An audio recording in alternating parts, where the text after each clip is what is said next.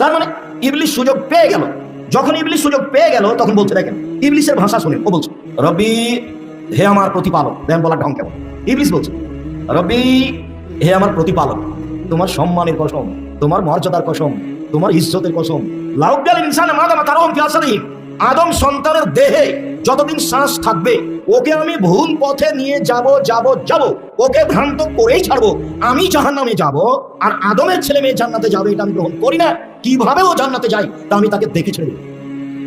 এই ঘোষণা ইবলিস দিল। যত মাধ্যম আছে আপনাকে বোকা বানানোর, সব মাধ্যম ইবলিস জানে।